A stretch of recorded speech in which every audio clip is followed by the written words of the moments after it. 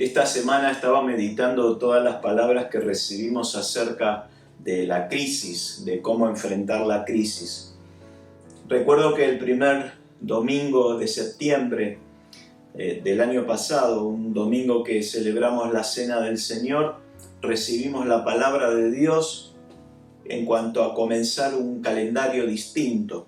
No sé si te acordás, Dios estaba determinando un nuevo tiempo para el pueblo de Israel, un nuevo principio, y nos tomamos de esa palabra como que Dios comenzaba algo nuevo en cada uno de nosotros. Y Dios nos hablaba a través de la Cena del Señor de enfrentar la plaga de la muerte que se iba a manifestar sobre toda la región, comiendo todos juntos en familia un cordero. Un acto profético de lo que iba a venir con Jesús, el Cordero de Dios que quita el pecado del mundo. Ese primer domingo de septiembre, Dios comenzaba a anticiparnos lo que iba a suceder solo 6 meses después. Mientras disfrutábamos el inicio de la primavera, teníamos la expectativa de un nuevo gobierno, luego terminábamos las clases, algunos planeábamos nuestras vacaciones, algunos tenían sus graneros llenos por la abundancia de trabajo que habían tenido. Estábamos ocupados en nuestros planes y proyectos, y en medio de ese tiempo nuestro pastor comienza a hablarnos de cómo enfrentar una crisis.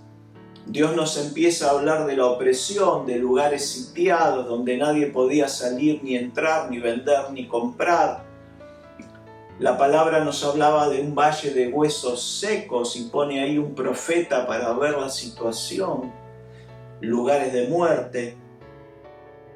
Algunos que recibieron la palabra fueron sabios y no solo guardaron las palabras recibidas, sino que accionaron conforme a ellas. Es decir, no fueron simplemente palabras dadas, sino que fueron palabras que no cayeron a tierra, que fueron guardadas en el corazón y que alertaron de algo que venía. Dios nos estaba anticipando que íbamos a entrar en un tiempo de prueba, un tiempo de incertidumbre, un tiempo donde especialmente nuestra fe iba a ser probada. Y como te decía, a los pocos meses de recibir esas palabras, nos encontramos todos en cuarentena, todos sitiados y rodeados por las mismas escenas que fueron profetizadas. Evidentemente Dios nos estaba alertando como congregación que estábamos entrando en un tiempo especial.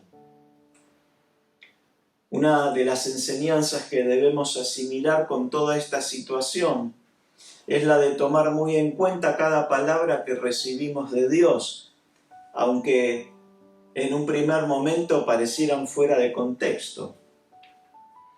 Porque esto no es algo nuevo para los hijos de Dios. Una y otra vez los profetas le hablaban al pueblo de escuchar la voz de Dios, de escuchar los actos proféticos que se estaban realizando. Y una y otra vez el pueblo no tomaba en cuenta lo que Dios hablaba. Por eso, ahora que estamos en crisis, si desoímos la voz de Dios, necesitamos arrepentirnos y pedirle perdón al Señor por no haber tenido en cuenta cada una de las palabras recibidas. Lamentablemente esto sigue sucediendo. Dios nos sigue hablando a través de los devocionales y hay mucha gente que no los toma en cuenta o directamente no los escucha, como si no los necesitara. Dios nos dio este recurso de recibir una palabra cada día, y a lo mejor te puede resultar un poco tedioso o aburrir tu día el hecho de escucharme en tu casa. Y más allá de que si te resulte un poco plomo mi manera de expresar el mensaje, lo más importante es que Dios tiene guardado en cada palabra que recibís diariamente cosas escondidas. Porque su palabra sigue siendo viva y eficaz para destruir toda fortaleza y llenarnos de fe, más allá del ser humano, del hombre que lo proclame. Dios a través de su palabra nos sigue dando las estrategias espirituales para enfrentar cada día las situaciones que se nos presentan en el diario vivir. Hay tiempos especiales que Dios permite que sus hijos se enfrenten, que sus hijos sean zarandeados, como el trigo. En el tiempo de la cosecha, el trigo se ponía sobre unas mantas y se revoleaba para que toda la cáscara del trigo, todo lo que rodeaba el trigo pueda ser salido de allí y que el trigo cayera de una manera limpia y pura y que el viento se llevara toda la cáscara. Entonces le quedaba a los israelitas el trigo limpio, puro. La palabra zaranda en el hebreo es la palabra nua, que significa temblar, tambalear, sacudir. El resultado final del zarandeo era obtener un producto más fino, un producto mejor al que se había recibido. Y para lograr eso, había que pasar el trigo por ese proceso un poco violento. Algo de esto le pasó a Simón. Jesús le profetizó, le avisó a él y a sus amigos que le esperaba un tiempo así, que muy pronto iban a pasar un tiempo de prueba, un tiempo de crisis. Le dijo en Lucas 22:31, Simón, Simón, Satanás ha pedido zarandear a cada uno de ustedes como si fueran trigo. Y si tenemos en cuenta en qué consistía el proceso del zarandeo y cuál era la misión final del mismo, Simón tenía que salir de ese proceso mejor de lo que había entrado, más afinado, más puro, más robustecido. Jesús lo llama a Simón, que significa junco quebradizo. No lo llamó Pedro, que significa roca, sino que antes del zarandeo lo llama Simón. Es decir, que la idea que Jesús tenía era convertirlo a Simón en Pedro, en una roca. Y Jesús le estaba enseñando a Pedro el proceso de pasar de un cierto nivel de fe a un nuevo nivel de fe. El proceso de Simón a Pedro. Jesús necesitaba que toda la hojarasca que rodeaba a Simón se la lleve el viento. Y entonces saliera, después de ese zarandeo, una nueva vida, un nuevo Pedro. Los tiempos de crisis, los tiempos de zarandeo, donde todo tambalea, donde todo se sacude, tienen el poder de cambiar nuestra identidad, de cambiar nuestra manera de pensar, de hacer desaparecer todo lo impuro, de hacer desaparecer todo aquello que es una apariencia, de sacar lo peor de nosotros para que quede lo mejor.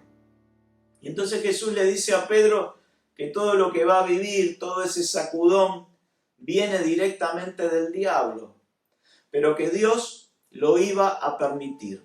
Y en el verso 32 Jesús le da más información, le dice, pero yo he rogado en oración por ti, Simón, para que tu fe no falle, de modo que cuando te arrepientas y vuelvas a mí, fortalezcas a tus hermanos. Jesús le dice, Simón, tranquilo, vas a caer en manos del diablo, en la zaranda del diablo, pero tranquilo, porque yo ya oré por vos. Ahora, a mí me hubiera gustado que si el diablo le va a pedir permiso a Dios para zarandearme, Dios le diga que no, que de ninguna manera se podía meter con uno de sus hijos amados. Pero vemos que en el caso de Simón, Dios le dio permiso. Hay veces que Dios le da permiso al diablo y lo usa para mejorar nuestras vidas. Hay veces que hay cosas que no vienen de Dios, pero que Dios permite. Pero antes de que vengan, nos tiene que traer paz, que Jesús ya estuvo orando por nosotros, ya estuvo intercediendo por los hijos que están enfrentando ahora el nuevo zarandeo del diablo. Jesús nos da una clave muy importante y es donde Él enfoca su oración. Él no ora para que Pedro sea librado de la prueba. Él ora para que a Pedro no le falte la fe. Y es ahí donde nosotros tenemos que poner nuestro enfoque para enfrentar el tiempo de zarandeo. Él ora por nuestra fe, para que no falte. La clave en este tiempo de pandemia es nuestra fe, es cuidar nuestra fe, es fortalecer nuestra fe. Una fe que sigue confiando en Dios, pase lo que pase. Una fe que sigue creciendo, que Dios es bueno, aunque nos pasen cosas malas o aunque nos pasen cosas que no nos gustan que nos pasen. Aunque todo tiemble a nuestro alrededor, seguimos confiando. Una fe como la de Jesús, una fe que a pesar de enfrentar el dolor, el sufrimiento, la burla, el escarnio, sigue declarando que Dios es bueno, aunque le estén pasando cosas malas.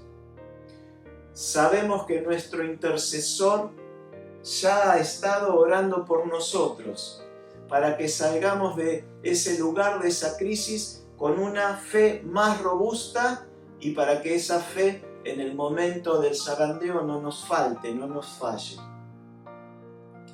No hay crisis que se nos presente en nuestra vida sin que Jesús haya estado orando, intercediendo primero por nosotros. El diablo le tiene que pedir permiso a Dios para zarandearnos. Y ahí es cuando Jesús entra en acción y comienza a orar por nosotros y Dios permite esa prueba. Fíjate lo que le dice Jesús a Simón al final. Le dijo: una vez vuelto, confirma a tus hermanos.